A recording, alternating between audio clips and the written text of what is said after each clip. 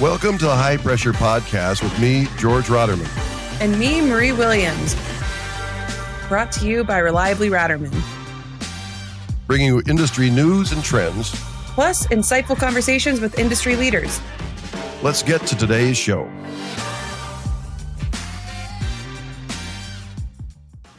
Well, welcome to another episode of the High Pressure Podcast. And today is kind of a pretty cool special day. We're going to have really a great opportunity with Premier Cryogenics. Keith Hall's here to talk to us. And one of the questions I've got a question that I have wondered when I will go down the street. You see a lot of bulk tanks at gas distributor ships, right? And those get filled by somebody.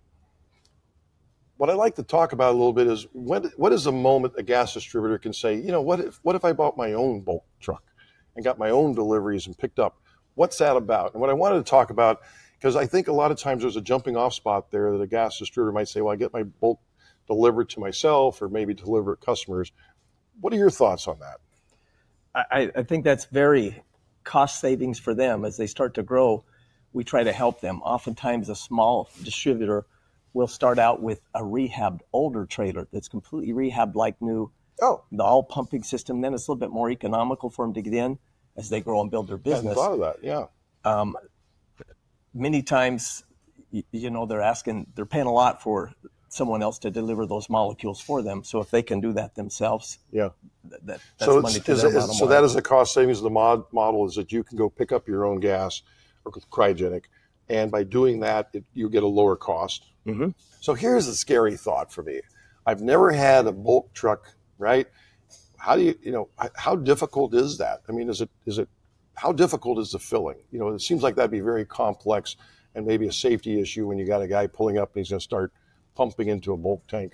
Well, safety is paramount, of course. When someone buys a piece of equipment from us, they can come to our facility and we will give them hands-on and classroom training. Oh. If they want us to go to their facility, then of course we charge them for that service. But we can do 4-8 people at a time at our facility. We can go to yours. I've even done classes much larger than that. The smaller size give more people more time for the hands-on portion of the class. But oftentimes, even if it's the receptionist or someone sitting in there, she's learning about cryogenics and what the company does and why, and the background. Yeah. And so some of those people maybe don't get their hands on, but now they understand what the rest of the employees are talking about. So that's really kind of a game changer, because I did not think of that.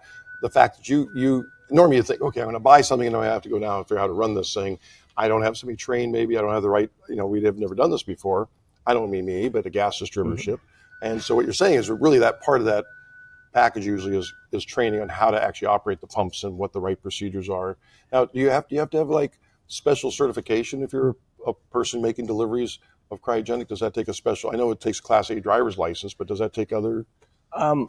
Some people have hazardous, depending on how it's placarded. It doesn't have to be placarded as hazardous. For instance, you can have nitrogen orange 1977 placards, or you have the diamond. So based on the UN diamond placards, I think that's what the CDL certification you have to have. But these guys, they're working and already with the liquid cylinders. They've already got a background, most people. However, sometimes there's brand new people, they were just hired, or a driver just hired. We will start with anyone. But I think when you're operating a trailer, you don't want someone following.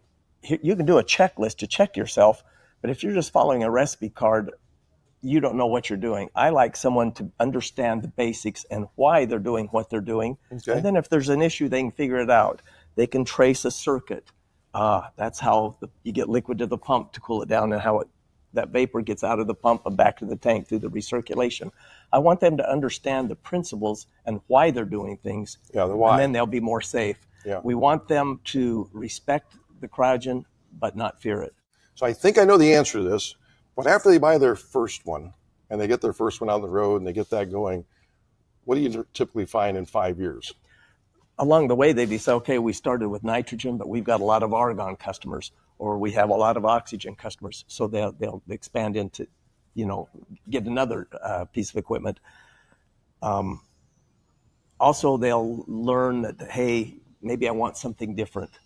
The way I've done it. Yeah. And the newer equipment is lighter. You can haul more molecules than the older equipment. The rehabs, of course, trailers have gotten much lighter, seeing much higher capacity. So you're for the new suggesting ones. somebody could start with a rehab trailer, Mm-hmm. right? And then that gets them into the entry a little lower cost.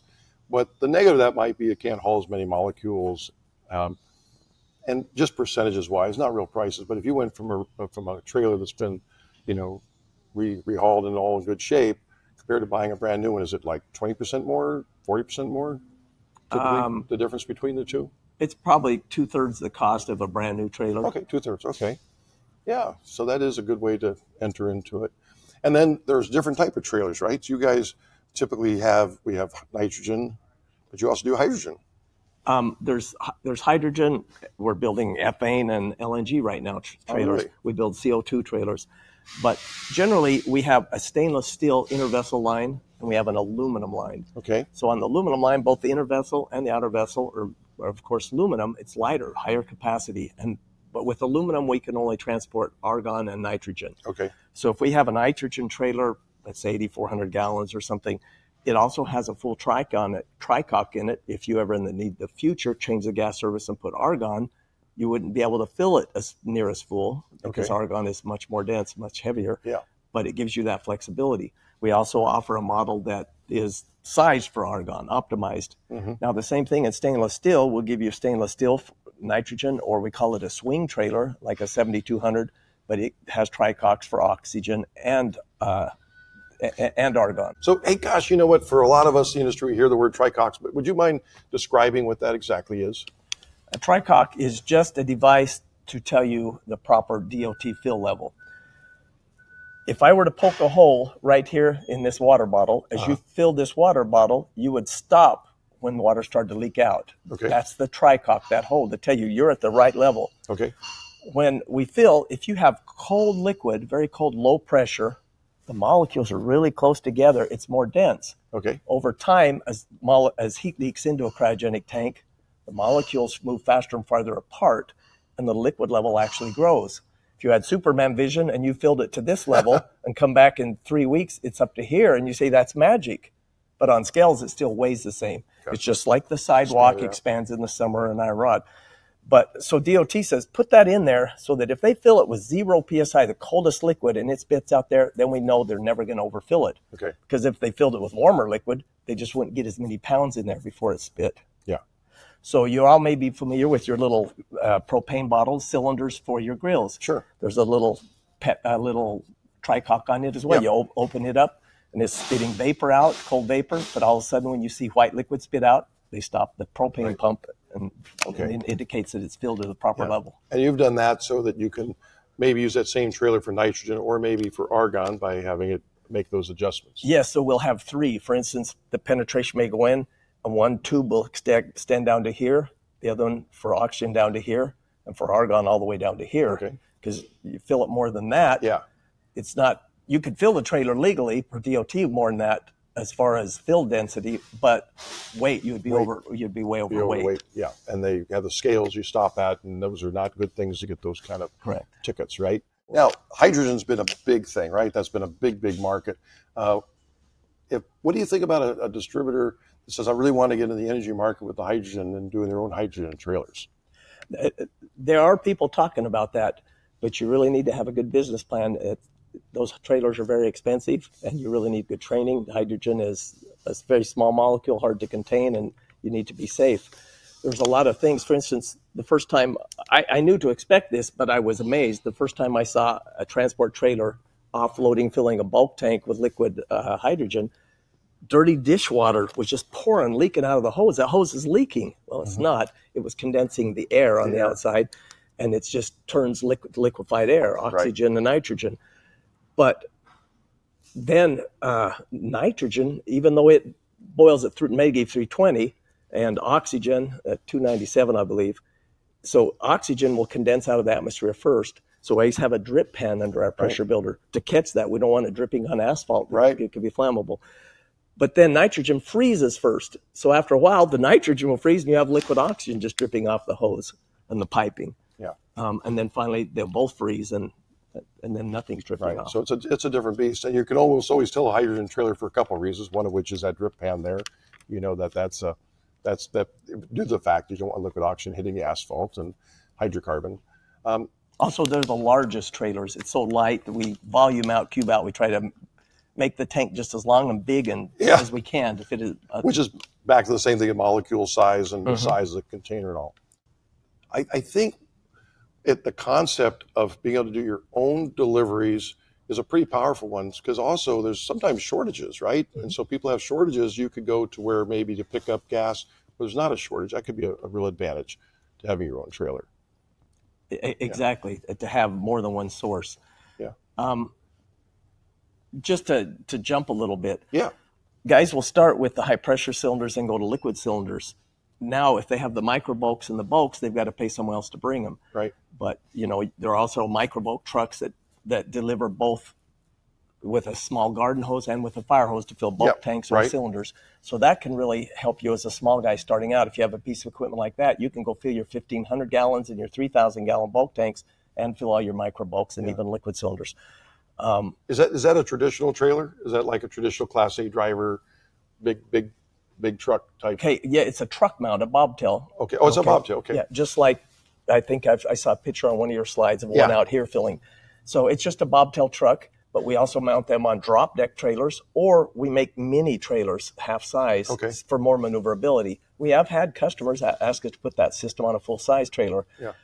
Because a lot of these are high pressure, the pumps are usually higher pressure. We use, for instance, on the Kiso Top 190, it puts out about, if we build the pressure in the truck up to 40 PSI, we can put out 500 PSI discharge pressure for nitrogen. Great. So we have to slow the pump down for argon and oxygen. Sure. So those are really great for filling micro bulks.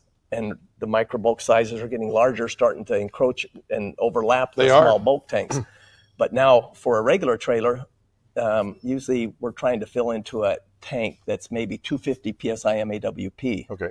Higher than that, many times the customer has to blow it down and lose molecules. Yeah, because like one of the things, like the Arctic Fox behind us here is a 6,000 liter, and now we have an 8,100 liter, right? So they are getting kind of crossing. Yeah, they've crossed over the bulk, more of a bulk tank. Over 2,000 gallons. And this is 500 PSI, and you're right. A lot of times people need to drop the pressure. One of the things we design on this is that the pressure builds very quickly back up to drop it to fill it. But you have a pump where you can pump at 500 PSI. Yes, and a lot of these used to be just top fill only. So when you're raining fresh, cold liquid down in the vapor that's been in there, it's been in there longer, it's warmer. So that cold liquid raining through that warm vapor condenses the vapor into droplets, and the pressure drops when you top fill. Pressure, So if your customer needs to maintain 400 PSI, you can open the bottom fill as well and maintain that pressure. Yeah. So as liquid rises, it's like a piston compressing and maintain that customer, so you don't shut the customer down. Yeah, that's a fantastic point. It's one of the reasons on ours we have both top fill and bottom fill, because you're right. Somebody's in their manufacturer running their laser, they don't want to stop running their laser while you're filling, ideally. Yeah. And have to wait even when you're done filling till the pressure builds back up. Builds it back up, right. Yeah. Yeah. So little differences. So 500 PSI, that's it didn't used to be that way 15 years ago. You had to, you're willing to, 180 PSI or 250 PSI was kind of the top 250, 300. That's kind of standard for transport trailers. Yeah. So now there are transport trailers that are pressure off. Maybe they're 60 or 90 PSI for pressure off. But they're heavier tank. You're hauling more steel than you are. So when you say pressure off, would you explain pressure that? Offload? So you turn on the pressure builder, take liquid out of the bottom of the tank, run it through the aluminum star fin coils, and reintroduce that pressure on top to push down and push that liquid out. Okay. So you have to blow your customer down and build pressure here, and you get that differential pressure, 25 or 50 PSI, and you can push that way. But most people use a pump. Now there's electric-driven pumps. There's a lot of those used for LNG stations and things like that, electric driven. In Central and South America, Europe, everybody uses electricity, and the customer site has an electrical outlet, and you just plug into the customer and offload. But here, we can use a Kubota engine, for example, a pony motor slung under the belly, and then it'll have a belt and pulleys and drive shaft segments down the side of the trailer to the back with another belt and pulley set up to the pump to turn the pump. That's it's very reliable. It's very efficient. There's a lot of those out there. Advantage is having that engine under there is you can pull it with any tractor you want. If you have a tractor today that you're pulling high pressure cylinders or liquid cylinders, you can use it to pull that. But then as you grow, you may want to have lighten up and get rid of the weight of that engine so you can have a pump that's hydraulic driven. Now we can put a PTO on your tractor and a hydraulic wet kit. And when you back under the trailer and connect your air lines and connect up, you also connect up the hydraulic lines. And now that can power your pump. Yeah. Or we can have the Kubota engine under there still and have hydraulic and run hydraulic to the back. Yeah. So there's electric, tractor hydraulic, pony motor hydraulic, pony motor, jack shaft driven, and pressure off. Wow. So here's a big question. I think a lot of people have not really had a fleet of bulk delivery trailers or trucks. Maintenance. So, like, let's just say, is it so many hours of operation that you need to have maintenance on your trailers or pump maintenance? What would be the typical 12-month maintenance that somebody would expect to have if they had a trailer making deliveries? Well, it depends on what system you have. For instance, just with the jack shaft driven Kubota, you would follow the Kubota engine manufacturer on changing the fuel filter and the oil filter. But along the side, we have a schedule that you will want to grease the U-joints and the slip yokes, that you would grease those and check the tension on your belt. Tighten up, very simple. Anyone can do that, and it's very reliable. When it comes to hydraulic, after a certain time frame, you're going to have to change your fluid. Make sure you don't get moisture in it, and you change your filters. Make sure you have no hydraulic leaks. Yeah.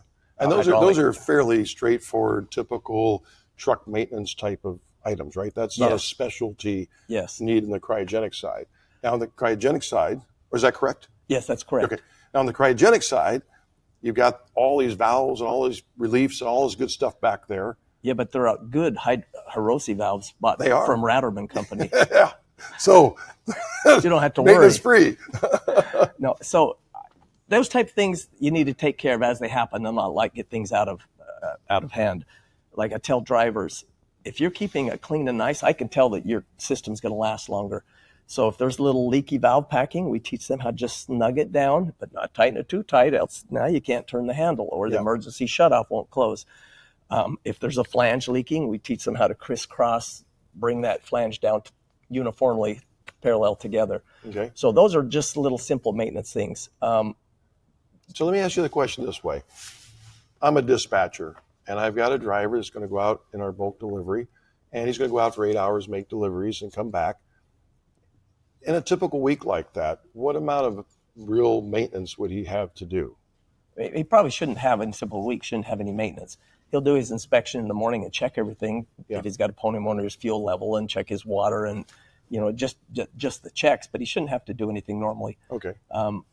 Your regular maintenance guy can get it every couple of months or quarter. Yeah. And then when would be the time you bring it in for like a rehab? When you see people bring into your shop a trailer for rehab, what are the typical 2 or 3 reasons? Well, we see them coming in 9 months to 20 years, but typical reasons, low vacuum. It didn't have a good vacuum, or tend to redo the vacuum, or it was in an accident, those type of things. The pump seal is leaking. If we teach the guy how to properly operate the pump, I think we discussed that in your training schools, it'll last longer and you don't have to deal with that, because that'll be the number one cost and downtime that you would normally expect to see, is have to get the pump swapped out. Yeah. They have rebuilt pumps. You send yours back and they send you one. Which sounds like a nightmare. I mean, that sounds like that's a pretty big deal. It's not too bad.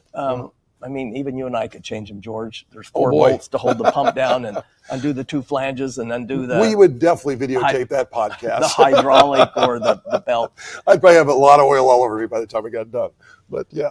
It's downtime and cost that you're losing. So most small companies can do that themselves, swap a pump out, call up the pump guy, he'll send you a new one, swap it out and send him back your old one. Okay. So it's pretty straightforward. Yeah. So if I bought 10 trailers from you, I'll give you a good discount. and put them all out in the field, how often would you expect to hear a phone call from me? I got 10 of these things out making deliveries and filling bulk tanks. Not very often. Now, it's, if somebody who's established and already knows what they're doing, but from the little guys just starting out, we tell them, call me anytime, day or night. If you're in a bind, call. Okay. Sometimes I'll get a call that we've trained their main operator and their backup driver. Yeah.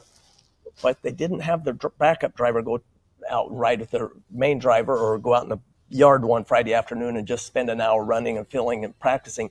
So 6 months later, he calls me and says, hey, so-and-so's out sick today. I've got to do this. Could you walk me through it again? And I'm happy to do that. Yeah. But we try to give people and get them hands-on and then encourage them with do it 2 or 3 times so you don't forget what you're doing and why you're doing what you're doing. And one of the reasons I'm asked the questions the way I am, I go to a lot of gas distributors, and there is that leap, right? That leap from getting it filled by somebody else to where you start filling yourself. And there's a little mystery there, like what is that really going to entail, and what's you can hear some of the horror stories, like, oh my gosh, my pump went down and I got to get my pump replaced and I can't make any deliveries. Now, how do people typically deal with that? It was a very short amount of time that they would be down. Like I say, most time if your pump starts to leak, you can see ahead of time and get planned for that a few days. Okay. But if it goes right out, you could call these. Most of the pumps we use, they keep on the shelf in a rebuild program. Yeah. And so they'll send you one. They don't even wait for you to send yours. They send you one. Good. You put it in and send yours back, and then they'll rebuild that and charge you the bill to get it back into that same rebuilt condition. Yeah. Okay. So that's one of the ways. So sometimes just overnight, so you may be down 2 days at the most, but hopefully you're only down 2 half days or something. Right. And most of the parts, I know from our experience, you can almost point to the 2 or 3 valve rebuild kits you want to keep on hand. Mm-hmm. So if it's happening, you can just make a quick change out and you resolve the issue. Yes. And that's what we have found with most folks that are having their own transport. So there's a certain amount of set parts, reliefs, whatever it might be, and that's pretty consistent. Yeah, and keep those on hand. Yeah. We train them. It's just like a fuse. You don't slip a 22 bullet in place of a fuse. You don't put a 30 amp in place of a 5. Yeah. Same thing on those line reliefs. You don't put a larger one on than the one that's supposed to be there. Yeah. It's on the P&ID, and you can look on the relief valve. Yeah. But many of them are very standard, and you can stock some of those, keep them on hand. And one thing that's really, I think, good thing to say is when you're making deliveries, all your bulk tank customers, and if it's your bulk tanks, it's 5 years. And one of the new things we're doing here is we're doing ASME retesting and recertification of all the bulk type pressure reliefs. So that's something that sometimes people sell new tanks, but it's that 5-year rotation and making sure those are reviewed.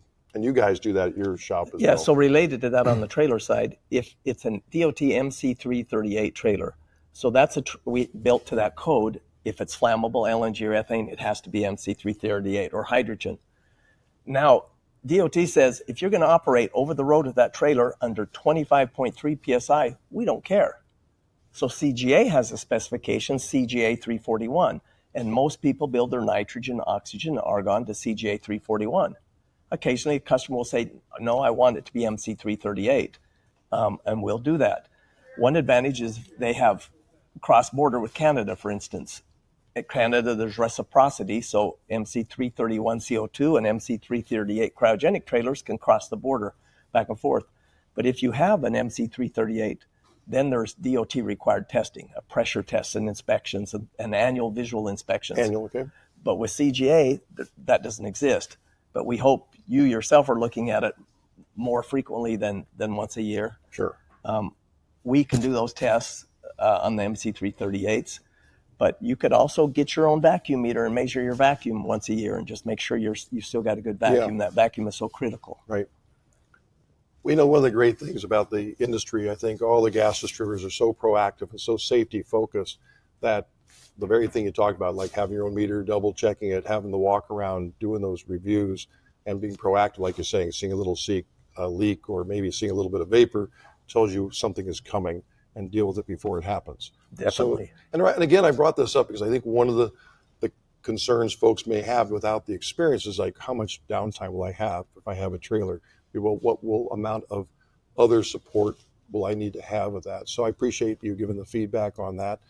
And it's probably like you said, it's probably a lot like a lot of things. Once we start doing liquid doers, or you have other kind of micro bulks, you get to know the product, and it's you're not afraid of it. Yeah. It's just in a different application. Right. So at the end of the day, you get your own trailer. You've got the ability to go where you want to go to pick up your product, and the ability to, when you want to make a delivery of your product. Exactly. One thing I think you alluded to sooner was operating the trailer. So some fill plants you'll go to, they will fill it for you. You put it on the scales, they do fill it for you. Others, you have to fill it, but they'll train you the first time on their procedures and how to do it. Yeah. We cover it in our class, how to fill it, but wherever the fill plant that you fill it at, so you won't have to worry about that. That'll be taken care of. Yeah. But and the other thing is by there's been some shortages depending on certain geographies, and having the ability to go to another geography and get product can be a real plus as well. yes. Another thing that would help you too is sometimes the majors, they don't want to have to back in and get all these little 1,500s or maybe 3,000 accounts, and you might can pick those up. Oftentimes with the micro bulk delivery trucks, they grab those accounts and they're happy to give those away. People will give those to you so you can pick up a few more accounts just because you're hauling your own and you're not afraid of making those little deliveries. Yeah, there could be some tough spots to make deliveries at times, right? Yeah. That's fantastic. Thank you so much. So Keith, if you're visiting a gas distributorship, what are kind of like the top signs you say, you guys should probably be looking into getting your own transports, your own cryogenic bulk transports? What would be those telltale red flags for you? Well, that's a good question. Most of these guys have started out with high pressure cylinders, then liquid cylinders. But if they're getting into micro bulk, and then into the more bulks, if you kind of say, how often are they making deliveries now? If you're having to deliver every few days, you may as well do it yourself. If it's once a week or twice a month, then maybe you don't need to get into that yet, or get your trailer and now go find some more business for that trailer. So maybe the way to look at that is if you have 10 bulk tanks out there in service, is it 10 bulk tanks, 20 bulk tanks, depending on the gas? Let's say they're all nitrogen, to get some synergy to it. But there's some spot that becomes just like, is it once a day kind of a delivery? To go around. Now you have telemetry and things and can map your routes. Yeah. But yes, part of this also is now if you get a trailer, you're not going to have to haul so many liquid cylinders. You can free that up. They're heavier. You're making more trips. So now you can go with a larger micro bulk or a bulk now. And so you may not be delivering bulk today, but you can look at accounts where it would make much more sense. You would save delivery time and trips and fees and wear on your truck to size them up, take a size up. And, and what's your frequency you want to be out filling. Okay. Well, we love to hear, Keith, about success stories. And you're in a situation where you can watch folks that have jumped into something and done it. And then you have a couple of success stories you could tell? Well, I'll tell you one that comes to mind. I was just recently, a customer asked me to go back and do some training. So this is like the third time I've gone back to do a day cryogenic hands-on and classroom training because they have a new operator. Well, what they had done, they started out with one rehab trailer for nitrogen. Then they had a lot of argon customers, so now they got a rehab trailer for argon. Well, now while I was talking to them, now they're got the confidence and know what to do and now finding business. They're thinking about buying a new optimized nitrogen trailer that can haul more. Yeah. And they're thinking the other ones, it may be having problems and stuff like that. So, they want to get rid of it and move up.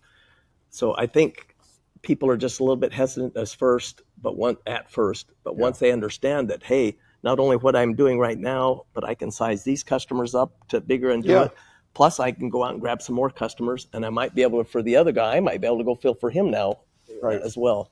Yeah, that's fantastic. And I like the idea too, is the fact that you pointed out, you might start with nitrogen, which maybe, depending on your customer base, maybe have heavy nitrogen, maybe heavy CO2 or heavy argon, whichever of those are, you start with that. The numbers make sense, then you grow from there.